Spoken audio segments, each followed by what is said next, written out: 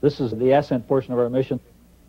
The countdown at the Cape just went flawlessly. We were really pleased with the way things went on down there. The engine's starting. You can see the shock waves come out of the throats of the nozzles. The nozzles vibrate. The engines get up and stable in about 6 seconds.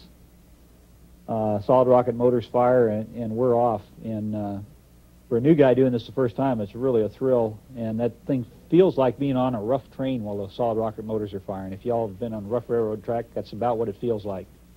And it's a very interesting ride. You can function normally. And right before we lifted off, Crip said, "Get ready for the ride of your lives," and he was right. It's the ride of your life. It's still really a big throw on your third time, too. One of the neat things about this mission was we're going to do direct insertion into orbit, so we didn't do an orbital maneuvering system one burn right after the main engine's cut off, so we're going right into orbit off the pad, and we're going up 250 miles, so the trajectory and everything was a little bit different, and it made a real interesting ride out of it. The solid rocket motors, the engines and everything just are magnificent. We didn't have a glitch the whole ascent, which is really nice. You don't want any glitches when this kind of stuff's going on outside your window.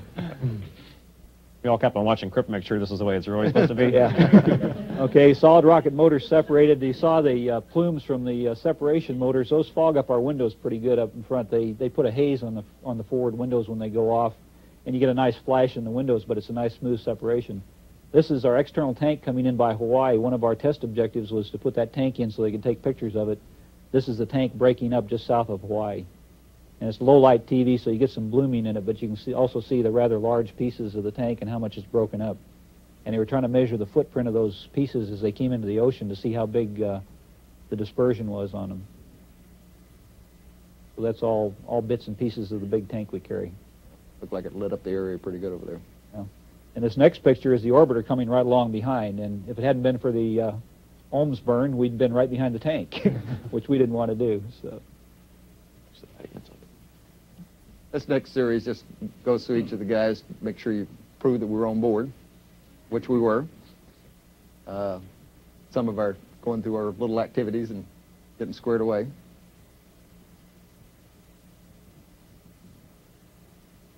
That shot shows Ox with the Linhof camera we had on board. It's the first time we've flown that. It's got a 5-inch by 4-inch square format that really makes some nice pictures. That Texas coast picture we saw a while ago was shot from that.